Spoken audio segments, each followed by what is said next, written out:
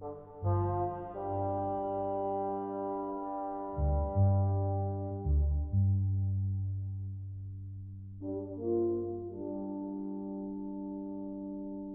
the bright waters of a great river dwelt countless creatures, clinging to whatever they could grasp in the depths as the current washed over them. The flowing waters touched them all, young and old, wealthy and wanting, pure and wayward.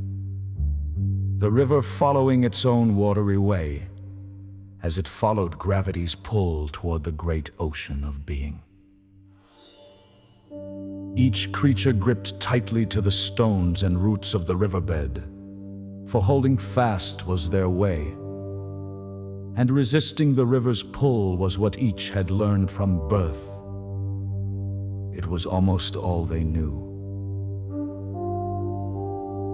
But one of them grew tired and finally spoke. "I grow weary of this endless clinging. Surely there is more to life than this. Although I cannot see where the current leads, I trust that it knows its path. I shall surrender this clinging and give myself over to wherever the current flows. This clinging brings only slow death, a withering from waiting." The other creatures laughed harshly. "Fool, let go, and that flowing force you embrace will dash you against the stones, bringing your end far swifter than any boredom could." But the bold one paid no heed to their warnings. Drawing a deep breath and mustering his courage, he released his hold. At once the current caught him, stripping away all control, tumbling and crashing him against the hard stones. Yet as time passed, the creature refused to clutch again at his rocky refuge. Gradually, the flowing waters lifted him gently from the depths. No longer was he battered by the bottom's harsh barriers. He floated freely and found a new peaceful way of being, without the struggle of clinging. He began to drift over downstream dwellers who gazed up in amazement. How could anyone survive without clinging?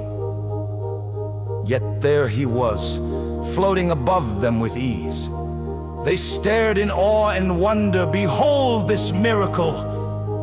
A being like ourselves, yet he flies above the flow. Surely he has come to end the suffering of our clinging. Tell us, Master, how have you found such freedom?" He considered their question, then answered simply, "Let go." They were stunned by such a ridiculous suggestion. Surely there was another path that made more sense. "Please, Master, tell us the real truth."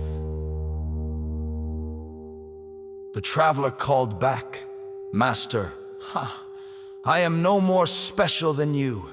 The waters delight to lift us free if only we dare to stop clinging, if we release our fear and accept what comes. To float freely is our birthright."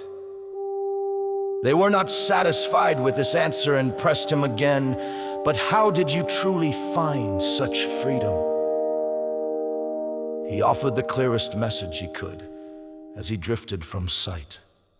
"Let go." And with that, he was gone. They consulted amongst themselves, attempting to unravel the riddle of his cryptic instructions. Let go. What did it mean? What was he trying to tell them? And why did he speak in puzzles? And still the current passed overhead.